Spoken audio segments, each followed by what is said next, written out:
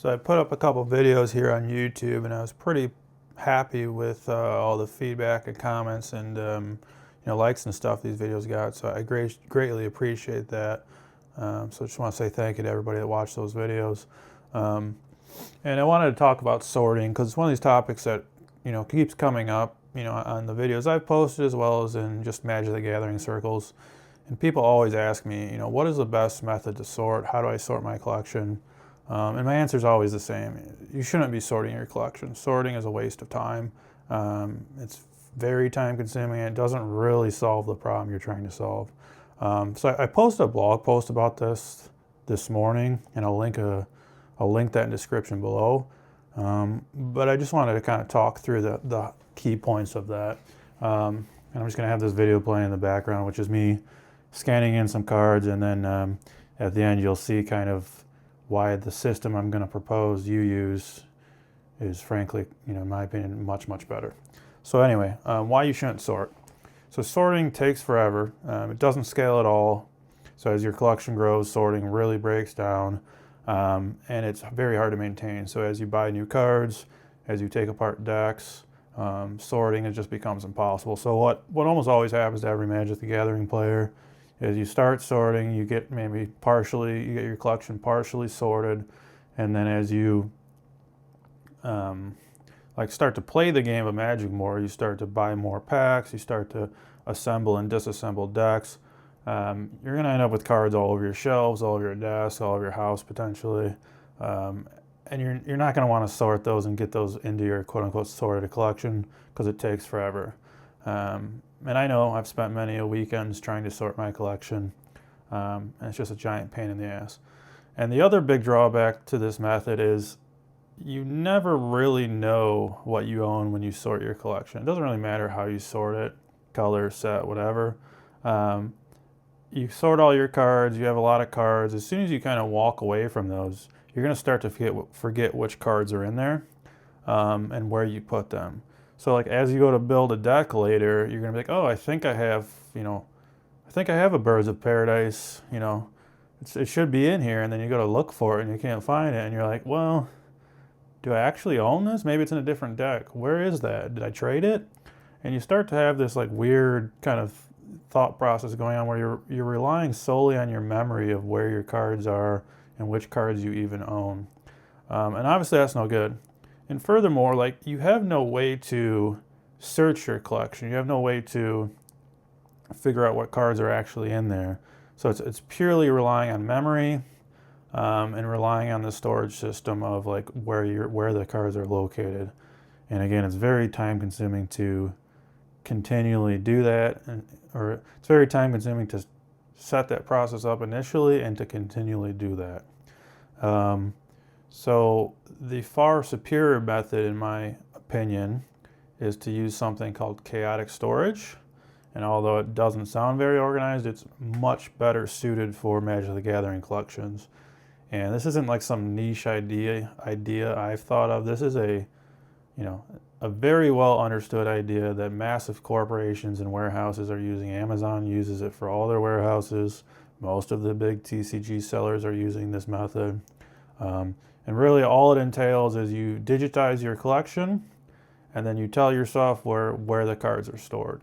And that's it. It's a very simple process. And all you have to do is, step A, digitize your collection. So there's many ways you can do that. You can use our scanner, which you see on the screen here, going through that process, or you can, use a scan stand and any app out there, or you can use something like Excel and just type in the cards. You can, pick and choose what works best for you, what the option is that works best for your situation. And then once you have your cards digitized, the last part is just telling your software where those cards are. So what I'm doing on the screen here is I'm scanning batches, and between each batch I tell my software I'm starting a new batch, and then it's basically the software behind the scenes automatically tracking which cards are in which batch, and then as I put those cards into the white box, which you'll see here in a second, I'm putting a little plastic divider between those cards. You don't need a plastic divider, you could use a piece of paper, whatever you can write a little label on. So what ends up happening is you have your entire collection in these little batches, labeled with a piece of paper or a sticker or whatever, and then the software knows which cards are in each batch. So at the end of this, I'm going to have all of these cards stored into batches, and my software knows every single card in my collection, and I can easily search up all of those cards. So imagine you're going to build a deck. I want to build a Red Goblin's Commander deck or whatever. I can then just go into the software, I can search for any card that's a potential candidate to my deck. I can look at the card digitally on my app or whatever I'm deciding to do. I can decide if that's a good fit for my new deck. And then if I do decide I want to put that in my new deck, I can literally just look in the software and the software tells me exactly where it is. So you just go pull that card out. So it's a great process. It's much easier to set up, it's much easier to maintain. Frankly, it's much better to use. So another thing to mention is just how well this system scales up. It doesn't rely on memory, as I said before, but also it doesn't rely on having certain bins for certain things. So as your collection grows, with previous sorting methods, you might have been moving cards around. You might have been trying to fit cards where they won't fit. Chaotic storage doesn't matter. You just put cards wherever you have room. If you want to run out of room, you buy another box, you start putting cards in that box. The location of your cards doesn't matter because the software is tracking those cards for you. So you don't have to sort them in a way that makes sense to your brain because you don't have to remember where they're at. The software remembers where they're at.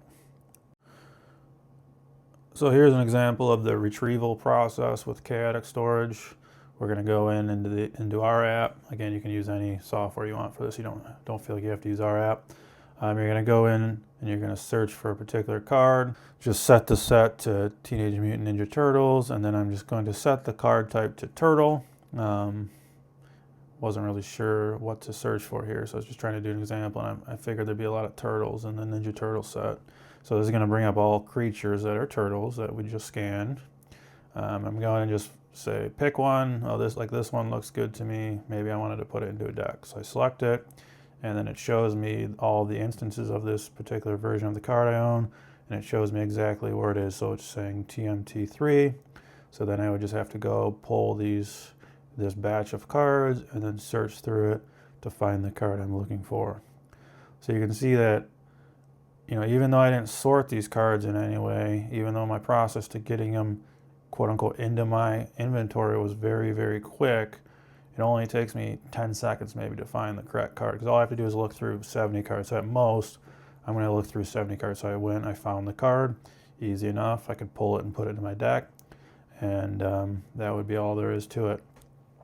Obviously, when you pull it out of this bin and put it into a deck, you should update the software so that your software knows the new location. We've built all that functionality into our app. We made it very easy. We have a deck builder that automatically does a lot of that transferring of cards. But it doesn't matter what software you use. As long as you're keeping track of where your cards are, this method will be quite awesome for you, and you'll never have to sort again. So thank you for watching. I hope this was helpful. I hope several of you decide to try this method.